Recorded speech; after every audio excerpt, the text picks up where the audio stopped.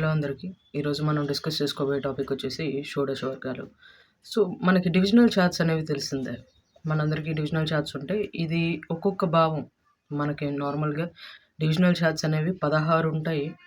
అందుకే షోడశ అంటే 16 అని అర్థం. ఆ విషయం మనకు తెలిసిందే కదా!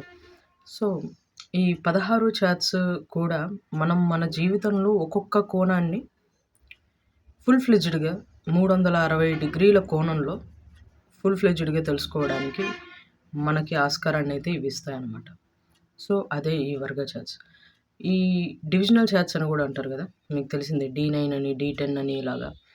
సో, ఈ చార్ట్స్ అనేది మనకి ఒక భావాన్ని విపులంగా వివరించి, ఇంకా లోతుగా, డీప్‌గా మైన్యూట్ థింగ్స్‌ని కూడా అనలైజ్ చేయడానికి హెల్ప్‌ఫుల్‌గా ఉంటాయి. ఈ విషయం మనకు తెలిసిన విషయమే.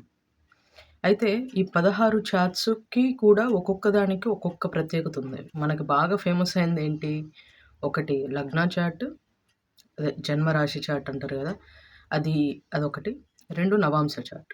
నవాంశ చార్ట్ ఒకటి, మహా అయితే కొంచెం దశాంశ కూడా. ఏది కెరియర్‌కి. ఈ 3 చార్ట్స్ కొంతవరకు మీరు వినే ఉంటారు. కానీ అవి మాత్రమే కాకుండా ఒక్కొక్క యాస్పెక్ట్‌కి ఒక్కొక్క చార్ట్ అనేది మనకి ఉంటుంది. సో, ఫస్ట్ థింగ్ రాశి చార్ట్. ఇది మనందరికీ తెలిసిందే.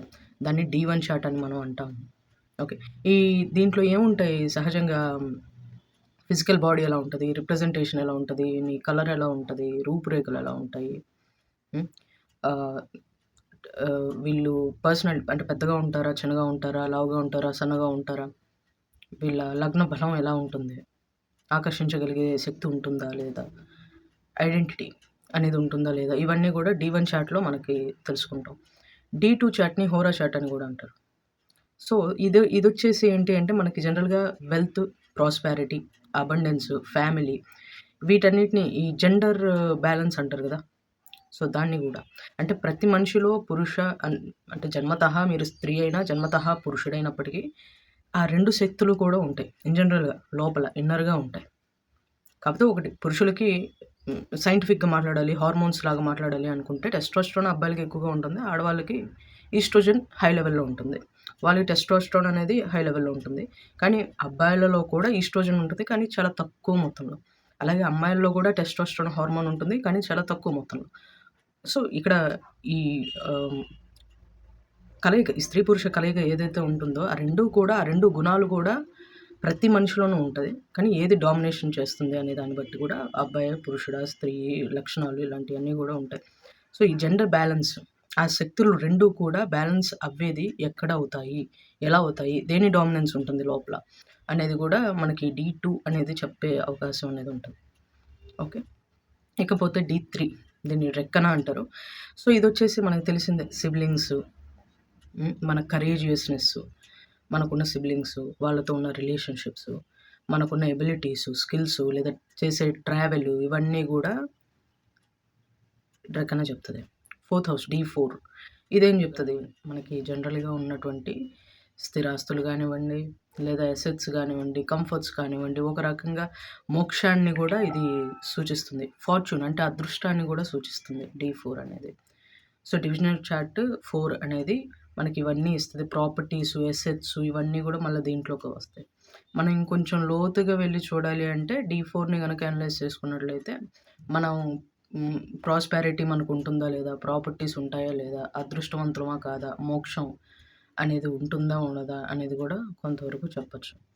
ఇకపోతే D4 తర్వాత D7 ఉంటది. D7 అనేది పిల్లలు. మన తర్వాత మన నెక్స్ట్ జనరేషన్ ఎవరైతే ఉంటారో వాళ్ళకి సంబంధించిన విషయాలు. పిల్లలు పుడతారా లేదా? ఎప్పుడు పుడతారు? ఆహ్, ఫస్ట్ సంతానం ఎవరు? రెండో సంతానం ఎవరు? ఎలా ఉంటారు?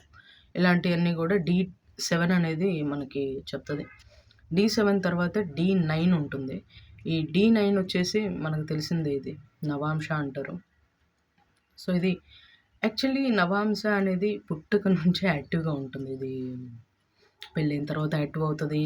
లేదంటే ఒక 40 సంవత్సరాలొచ్చిన తర్వాత యాక్టివ్ అవుతది. అలా ఏం కాదు. వితిన్ ద మూమెంట్ అంటే right moment in the sense మీరు పుట్టగానే, మీరు ఈ భూమి మీద జన్మ తీసుకోగానే ఇది కూడా యాక్టివ్‌లో ఉంటుంది. కాకపోతే పెళ్ళైన తర్వాత ఇది ఎందుకు హైలీ యాక్టివ్ అవుతదంటే మీ సహజంగా మీ లగ్నం నుంచి 9వ స్థానం మీ 7వ స్థానం నుంచి 3 అవుతుంది. అంటే కొత్త సహకారం, కొత్త పబ్లిక్ రిలేషన్సు, కనెక్షన్స్ ఇవన్నీ మారుతూ ఉంటాయి. సో, మీ శక్తి, మీ తెలివితేటలు, మీ సామర్థ్యం అనేది కూడా కొత్తగా బయటకు వచ్చే సమయం అని స్టేట్మెంట్ ఇవ్వట్లేదు. ఇది నా అభిప్రాయం మాత్రమే. మీరు పుట్టుక తీసుకున్న నెక్స్ట్ మినిట్ నుంచే అన్ని చార్ట్స్ కూడా ప్లే అవ్వడం స్టార్ట్ చేస్తాయి. అది పెళ్లి అయితేనే అవుతుంది, పెళ్లి కాకపోతే అవ్వదు, ఇట్లాంటి ఉండదు అనేది నా ఉద్దేశం. ఓకే. ఇకపోతే అది నవాంశలో మన స్పౌస్ ఎలా ఉంటారు, పెళ్ళైన తర్వాత అటువంటి ఫార్చ్యూన్ ఎలా ఉంటుంది, second half of the life అనేది ఎలా ఉంటుంది, ఎంత ఫార్చునేట్‌గా ఉంటుంది, ఏ కొత్త మార్పులనేవి వస్తాయి. ఓకే. మనకి గురువు అనేవాళ్ళు ఎలా ఉంటారు, ఓకే. ధర్మం అనేది పాటిస్తామా లేదా, మనకున్న ధర్మ వాల్యూస్ అంటే మనం ఎంత ధర్మంగా ఉంటాం అనేది కూడా D9 అనేది చెప్తుంది. D10 అనేది మనకు తెలిసిందే. మన కెరియరు, మన పవరు, మనకి ఏ పవర్ ఉంటది, ఎలాంటి పవర్ ఉంటది, ఎలాంటి స్టేటస్ ఉంటది, మన పై అధికారులు ఎలా ఉంటారు, మనం ఇన్వెస్ట్‌మెంట్స్ ఏమైనా చేస్తామా, ఓకే. త్రూ కెరియర్ ఎంత వెల్త్‌ని మనం ఇన్వెస్ట్ చేసి జనరేట్ చేసుకోవచ్చు, మన సబార్డినేట్స్ మన కింద ఉన్న వాళ్ళు ఎలా ఉంటారు, వాళ్ళతో మన రిలేషన్ ఎలా ఉంటుంది, ఇవన్నీ కూడా D10లో మనం చూసుకోవచ్చు. ఓకే. దాని తర్వాత ఏముంది, D12 ఉంది. D12 అన్నప్పుడు సహజంగా పేరెంట్స్ అని అంటూ ఉంటారు. పేరెంట్స్‌కి సంబంధించినటువంటి విషయాలన్నీ ఇక్కడ చూడొచ్చు అని. పేరెంట్స్‌తో పాటుగా ఇమ్మీడియేట్ పాస్ట్ లైఫ్ అంటే ఈ జన్మకి కరెక్ట్‌గా ముందు జన్మ. అంటే మనకి ఎన్నెన్నో జన్మలు ఎత్తుంటాం, ఎప్పుడెప్పుడో పుట్టుంటాం, ఎక్కడెక్కడో పుట్టుంటాం, ఎన్నో రకాలుగా పుట్టుంటాం. కానీ అవన్నీ కాదు. Immediate past life. మనం ఈ జన్మ ఎత్తడానికంటే ముందు మనం ఏ జన్మ ఎత్తాం, ఎలా ఉన్నాం, ఏం చేసాం, ఏం అనుభవించాం, ఇవన్నీ D12 కూడా చెప్తుంది. ఓకే. ఆ తర్వాత D16 అనేది మనకి వెహికల్స్, మనకుండే వెహికల్ కంఫర్ట్స్ ఏదైతే ఉంటాయో అది. ట్రాన్స్‌పోర్టేషన్ అంటే మనం ఎక్కువగా జర్నీస్ చేస్తున్నాం అనుకోండి, అవి వాటిలో ఏదైనా ప్రమాదాలయ్యే సూచనలు ఉన్నాయా లేదా, సుఖంగా ఉంటుందా జర్నీ అనేది, ఇలాంటి విషయాలన్నీ కూడా చెప్తది. దీంతో పాటు మోక్షానికి అంటే మోక్షం అనే విషయంలో మనకి ఎంత ఇంట్రెస్ట్ ఉంది, ఇది కూడా చూపిస్తది. దాంతో పాటు మనకున్న కొన్ని వీక్‌నెసెస్ ఏవైతే ఉన్నాయో, ఆ వీక్‌నెసెస్‌ని మనం ఓవర్‌కమ్ చేయగలమా లేదా అనే విషయాల్ని కూడా D16 అనేది చెప్తది. D16 తర్వాత D20. సో, ఈ D20 ఏం చెప్తుంది, డివిజనల్ చార్ట్ 20. సో, ఇదేం చెప్తుంది అంటే మోక్షం, స్పిరిచువాలిటీ, మీ వోర్షిపింగ్ అంటే పూజిస్తారు కదా, ఆ పూజకి ఫలితం వస్తుందా రాదా, సో లేదంటే ఎక్కువ ఎఫర్ట్స్ పెట్టాలా, డిటర్మైన్డ్‌గా చేయాలా, లేదంటే ఊరికే అలా చేసినా కూడా వచ్చేస్తదా, ఇలాంటి విషయాలు కూడా ఈ D20 అనేది చెప్తది. ఆధ్యాత్మికంగా మీరు లోతుగా వెళ్ళగలరా లేదా. ఇంకపోతే D27 అనేది మనకేం చెప్తుంది అంటే మనం హైయర్ ఎడ్యుకేషన్ అంటే నార్మల్‌గా చూసుకున్నప్పుడు PG, PhD, hire educations, hire learnings ఏవైతే ఉంటాయో వాటిని సూచిస్తుంది. అలాగే ఉన్నత జ్ఞానాన్ని కూడా సూచిస్తుంది. అది ఆధ్యాత్మికమైన జ్ఞానమా, శాస్త్ర జ్ఞానమా, లేదంటే ఒక విషయం కాన్సెప్ట్‌ని విపులంగా లైక్ సైంటిస్ట్ ఇలాంటివి చేసేటువంటి ఒక కాన్సెప్ట్ మీద ఉన్నటువంటి జ్ఞానం ఏదైనా సరే ఉన్నతంగా, లోతుగా ఉండే పరిజ్ఞానం. సో, ఇవన్నీ కూడా D27లో ఉంటాయి. అలాగే దాంతో పాటుగా మనం అచీవ్‌మెంట్స్ ఏదో ఒకటి సాధిస్తాం కదా, అకాంప్లిష్‌మెంట్స్ ఏవో ఒకటి ఉంటాయి కదా. సో, ఇవన్నిటిని కూడా D27 చూపిస్తది. దాంతో పాటుగా మళ్ళా మనకి స్పిరిచువల్ స్ట్రెంగ్త్, మనకి ఆధ్యాత్మికంగా ఏ వైపు నుంచి బలం ఉంది, ఎవరు మనకు సహకరిస్తారు, మనకు బలాన్ని ఎవరిస్తారు, అది తండ్రా, లేకపోతే తల్లి నుంచా, లేదా గురువు నుంచా, లేకపోతే ఫ్రెండ్స్ నుంచి వస్తదా, ఇలాగ ఏదన్నా సరే. సో, స్పిరిచువల్ స్ట్రెంగ్త్ ఎంత రూటెడ్‌గా ఉంది అన్న విషయాన్ని కూడా మనకి D27 చెప్తది. D24 అది. ఇందాక నేను D27 అన్నాను. D27 కాదు, D24. అది సిద్ధాంశ అని కూడా అంటారు దాన్ని. సో, అది D24 హైయర్ లెర్నింగ్స్ ఇవన్నీ కూడా ఉండేది D24లో. D27 ఇదేంటి అంటే దీన్ని నక్షత్రాంశ అంటారు. ఇదొచ్చేసి దీంట్లో ఏముంటది అంటే మన మెంటల్ స్ట్రెంగ్త్, మానసికంగా మనం దృఢంగా ఉంటామా, ఉండమా, ఉంటే వాటికి కారణాలేంటి, ఏ సెక్టార్స్ ఏవేవి విషయాలలో మనం ఎక్కువగా మానసికంగా దృఢంగా, బలంగా ఉంటాం, సో, ఇలాంటివన్నీ గూడా D27లో ఉంటాయి. ఇకపోతే D30. D30లో ఏంటి అంటే మన వీక్‌నెసెస్ ఉంటాయి. సో, వీక్‌నెసెస్ ఉంటాయి. దాంతో పాటు మనకున్నటువంటి టాలెంట్స్ ఉంటాయి. వీక్‌నెసెస్ ఉంటాయి. దాంతో పాటు పంచభూతాలు మన శరీరమే కాదు, ఈ సకల చరాచర సృష్టిలో ఏదైనా సరే పంచభూతాలతోనే సృష్టించబడి ఉంటుంది. రైట్? సో, ఈ పంచభూతాలు 5 ఎలిమెంట్స్ ఏవైతే ఉంటాయో ఇవి మన బాడీలో సరిగ్గా ప్లే అవుతేనే ఆరోగ్యంగా ఉంటాం.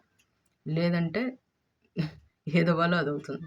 సో, ఈ పంచభూతాలు, ఈ 5 ఎలిమెంట్స్ అనేది మన బాడీలో కరెక్ట్‌గానే పనిచేస్తున్నాయా లేదా అనే విషయాల్ని కూడా ఈ ఫిజికల్ హెల్త్ ఈ విషయాలన్నిటిని కూడా మళ్ళా మనకి ఈ D27 అనేది చెప్తది. దాంతో పాటు హెల్త్ విషయాలు కూడా చెప్తది. దాంతో పాటు కర్మ, రుణబంధాలు.